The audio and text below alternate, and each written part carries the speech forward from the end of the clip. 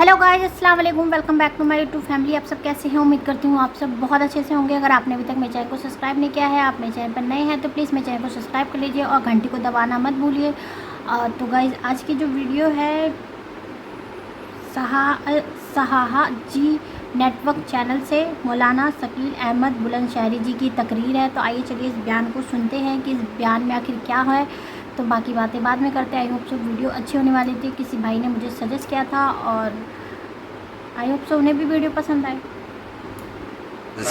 सामीन हजरात, ये प्रोग्राम शाहजी नेटवर्क की जानिब से पेश किया जा रहा है। 1400 बरस पहले की बात है। हमारे और आपके आका, पूरी कायनात के दाता जनाब मोहम्मद रसूलुल्लाह सल्लल्लाहु ताला अलैहि वसल्लम मक्का मुकर्रमा से तकरीबन 6.5 किलोमीटर की दूरी पर एक पहाड़ी है जिसे तारीख़ में जबल नूर के नाम से याद किया जाता है। उसमें एक गुफ़ा है जिसे गार भी कहते हैं। भाई अनवर भाई, किसी और के पैसे क्यों ला रहे हो तुम? और देखो, भीड़ से पैसे देने मत आना। जिसे आना है, वैसे तो मैं आपको यकीनन बता दूं कि मुझे ज़्यादा पैसों की ज़रूरत नहीं है, अलबत्ता मेरी बेगम को पैसों की बहुत ज़रूरत है, मगर उसकी ज़िम्मेदारी मेरे ऊपर है, आपके ऊपर थोड़ा ही। जैसे किसी को बहुत शौक़ लगे तो साइड से आ जाए, सामने से उठ के ना आए, मुझे परेशानी होती है। ये बात इसलिए कह रहा हूँ कि मेरा यकीन है जितनी दुनिया मेरे नसीब में अल्लाह ने लिखी है उतनी मिल जाएगी।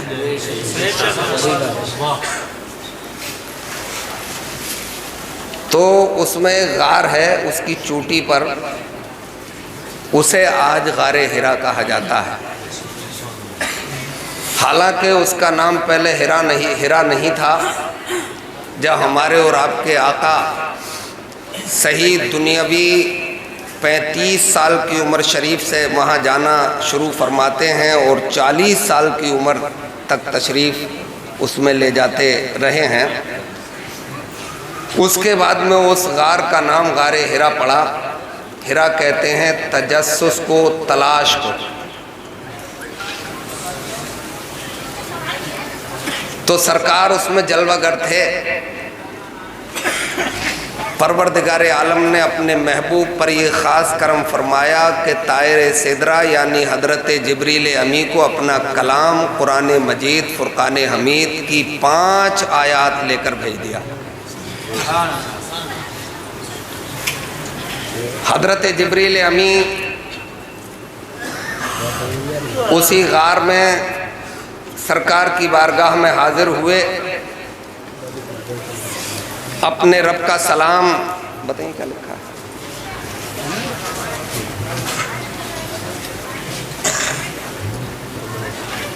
क्या फरमाइश है? पढ़ी नहीं मिल रही है? चलो चलो चलो चलो चलो चलो समझ गया ना।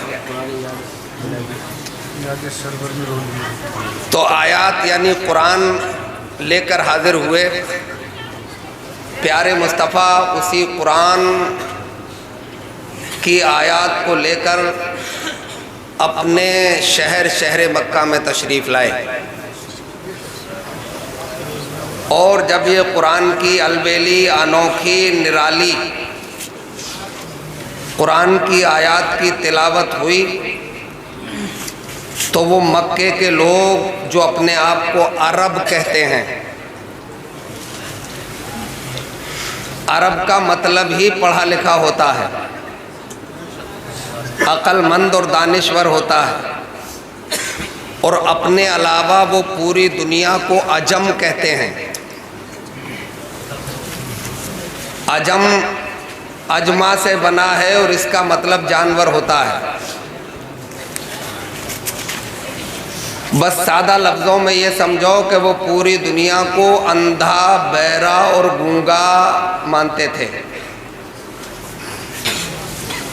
मगर जब ये कुरान की आयत सुनी तो हक्का बक्का रह गए कि हम तो अहले ज़बां हैं, मगर ये मोहम्मद जो कलाम सुना रहे हैं ये तो दिलों पे अटैक करता है, ये तो दिलों पे हमला बोलता है। اور اسے سنا جاتا ہے تو اسی کی طرف کو دل کھنچنے لگتے ہیں، اور لوگ اس سے متاثر ہوتے چلے جاتے ہیں اور محمد کے گرویدہ ہوتے چلے جاتے ہیں۔ بریلی سے بھی اس موضوع پہ آواز اٹھی، اپنے پیر و مرشد پیر پیراں میر میراں حضور مفتی اعظم ہند علیہ الرحمت و رضوان نے اس کو اس انداز میں ارشاد فرمایا کہ جن کے دعوے تھے ہم ہی ہیں اہل زباں، جن کے دعوے تھے ہم ہی ہیں اہل زباں، سن کے قرآن زبانیں دبا کر چلے۔ جب انہوں نے سنا تو انہیں حسد پیدا ہوا، تکلیف ہوئی، بے چینی بڑھی، اور انہوں نے ایک مجلس شورا کا انعقاد کیا، اپنے یہاں کے دانشوروں کو اکٹھا کیا، اور اکٹھا کر کے یہ طے کیا کہ جو قرآن پڑھے اسے مارو، اگر وہ ہاتھوں سے نہ مانے تو پتھر سے مارو، پھر بھی نہ مانے تو کوڑے برساؤ، پھر بھی نہ مانے تو انہیں آگ کے انگاروں پہ لٹا دو، پھر بھی نہ مانے تو ان کے سینوں پر پتھر کی بھاری سلائیں رکھ دو، پھر بھی نہ مانے تو انہیں نیزے اور بھالوں سے گود ڈالو۔ اتنے پاگل ہو گئے تھے وہ عرب کے مشرکین کہ وہ صبح ہی اٹھ جاتے تھے اور مکے میں جتنی ڈگر بھی آتی ہیں ان پر بیٹھ جاتے تھے، اور باہر سے آنے والے لوگوں کے کانوں میں روئیاں ٹھوس دیا کرتے تھے۔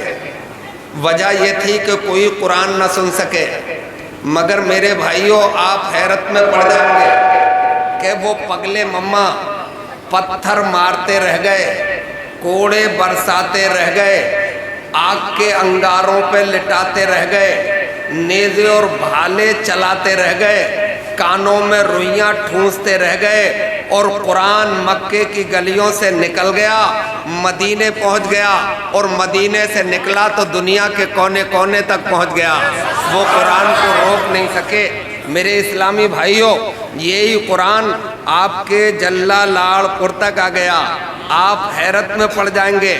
یہی قرآن امریکہ کی لائبریریوں میں پہنچ گیا، یہی قرآن لندن و فرانس و جرمنی میں پہنچ گیا، یہی قرآن چائنا میں پہنچ گیا۔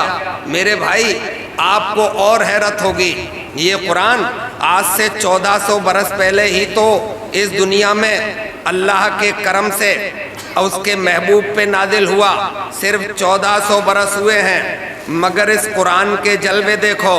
یہ قرآن جیسے ہی مکے اور مدینے سے نکلا، دنیا کے کونے کونے تک پہنچا تو پوری دنیا میں حیرت کی آوازیں اٹھنے لگیں کہ یہ کلام تو ایسا کلام ہے، اس کا کوئی الٹرنیٹ نہیں ہے، اس کا کوئی بدل نہیں ہے، اس کا کوئی جواب نہیں ہے۔ جو اسے پڑھتا ہے اس کے دل کو بھی سکون ملتا ہے، اور جو اسے سمجھ لیتا ہے وہ دنیا کا کامیاب ترین انسان بن جاتا ہے۔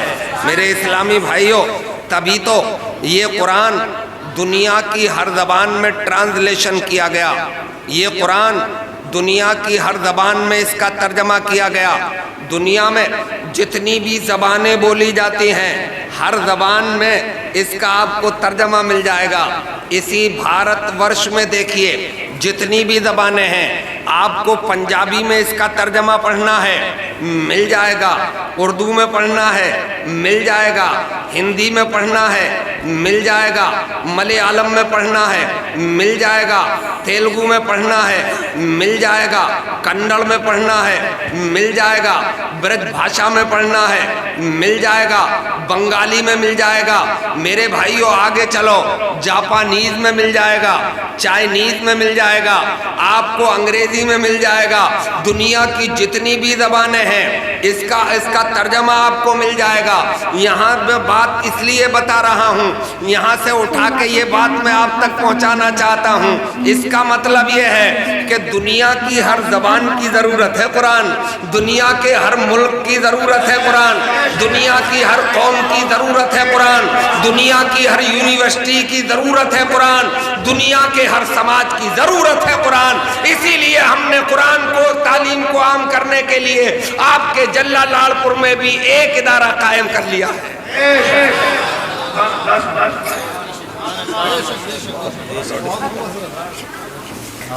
حضرات تو اس کے لیے ہم نے یہاں ایک ادارے کا قیام کیا ہے کیونکہ ہمیں معلوم ہے یہیں سے کامیابی کے راستے نکلتے ہیں, یہیں سے میرے بھائیوں بلندی کے راستے نکلتے ہیں. میں نے ایک دن بہت زمانے پہلے ایک شعر کہا تھا کہ 7 ساگر پار کی تعلیم نے اندھا کیا, 7 ساگر پار کی تعلیم نے اندھا کیا, روشنی گر چاہیے قرآن سکھانا چاہیے. میرے بھائیوں قرآن اللہ کا کلام ہے, یہ قدیم ہے, ہمیشہ سے اور ہمیشہ رہے گا. اس پہ انکش تو لگانے کی کوشش کی گئی مگر انکش لگا نہیں سکے, اسے ڈاؤن کرنے کی کوشش کی گئی مگر اسے ڈاؤن کر نہیں سکے. حالانکہ اس کے علاوہ بھی اور آسمانی کتابیں نازل ہوئی ہیں میرے بھائی, مشہور کتابیں ہیں, انجیل ہے, توریت ہے, زبور ہے, یہ بھی اللہ کا کلام ہے. توجہ, خاص بات بتانے جا رہا ہوں, آپ چونکیں گے, آپ اچھلیں گے اگر آپ غور سے سنیں گے. علماء کی بھی توجہ چاہوں گا, تھوڑی دیر ذرا خاموش رہ کر میری بات کو سن لیں. دیکھو زبور بھی اللہ کا کلام ہے جو حضرت داؤد علیہ السلام پر نازل کی گئی تھی. توریت بھی اللہ کا کلام, وہ حضرت موسیٰ علیہ السلام پر نازل کی گئی, اور انجیل حضرت عیسیٰ علیہ السلام پر نازل کی گئی. یہ سب اللہ کا کلام ہے مگر 100 سال کے اندر اندر زبور کو بھی بدل دیا گیا, توریت کو بھی بدل دیا گیا, انجیل کو بھی بدل دیا گیا, اس کا تو نام بھی بدل کے بائبل رکھ لیا گیا. مگر اسے 1400 برس ہو گئے, ایک نقطہ بھی ادھر سے ادھر نہیں ہوا ہے, زیر اور زبر بھی میرے بھائی ادھر سے ادھر نہیں ہوا ہے. اور چیلنج کرتا ہوں, چاہے کتنی ہی کوشش کیوں نہ کر لیں, قرآن کا ایک حرف بھی بدلا نہیں جا سکتا. اس کی وجہ کیا ہے؟ میں تو اتنا جانتا ہوں کہ قرآن ہی میں رب قدیر نے ارشاد فرمایا, ہم نے اسے نازل کیا ہے مگر ہم ہی اس کی حفاظت بھی کریں گے. مگر یہ بات کرسچن تو نہیں مانے گا, یہ بات یہودی تو نہیں مانے گا, یہ بات بودھسٹ تو نہیں مانیں گے, یہ بات مجوسی تو نہیں مانیں گے.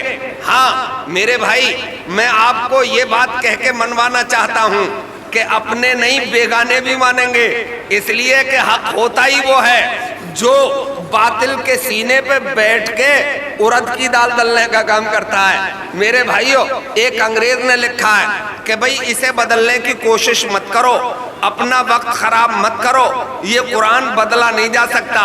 تو کسی نے پوچھ لیا وجہ, بولے اس میں اللہ نے کوڈ ڈالا ہوا ہے, کوڈ جو اسپیشل کوڈ ہے. میرے بھائی جیسے موبائل میں کوڈ ڈال لیتے ہیں نا کہ ہم جانیں گے تبھی کھلے گا, ادروائز نہیں کھلے گا, ہمارا انگوٹھا لگے گا تو کھلے گا, ہماری آئیز کی روشنی اس کے پاس پہنچے گی تو کھلے گا. ایسے ہی قرآن میں بھی اللہ نے کوڈ رکھا ہوا ہے. وہ کوڈ کیا ہے وہ میں بتانا چاہتا ہوں آپ کو. وہ کوڈ ہے 19 یعنی 19 یعنی 19 کوڈ اللہ نے اپنے اس کلام میں رکھا ہے. میرے بھائیوں, اس میں بھی ایک راز ہے کہ آیا 19 ہی کیوں رکھا, 20 کیوں نہیں رکھا, 21 کیوں نہیں رکھا, یا ادروائز اور کوئی کیوں نہیں رکھا. اس میں راز یہ ہے کہ میرے بھائیوں, اللہ تبارک و تعالیٰ نے گنتی کی شروعات لے لی. گنتی شروع کہاں سے ہوتی ہے؟ ایک سے ہی تو شروع ہوتی ہے, اور ختم کہاں ہوتی ہے؟ گنتی ختم ہوتی ہے 9 پہ جا کے. بھئی اس کے آگے تو پھر 0 سے کام چلایا جاتا ہے, اگر 0 نہیں ہوتا تو پھر گنتی آگے نہیں بڑھتی. یہی تو ہے میرے بھائی. تھوڑا گردن ہلاؤ اور سمجھنے کی کوشش کرو, گردن ہلنے سے اچھا یاد ہوتا ہے. تبھی تو وہ حفاظ لوگ مدرسے میں بیٹھ کے ہلتے ہی رہتے ہیں, اتنا پڑھتا نہیں ہے جتنا ہلتا ہے. تو تھوڑا تم بھی ہلو, تھوڑا تم بھی جوش میں آؤ. میں آپ کو اسپیشل بات بتا رہا ہوں. اب یہ 19 کوٹ رکھ دیا گیا, گنتی کی شروعات لے لی گئی, گنتی کا آخر لے لیا گیا, اور قرآن کا کوڈ بنا دیا گیا.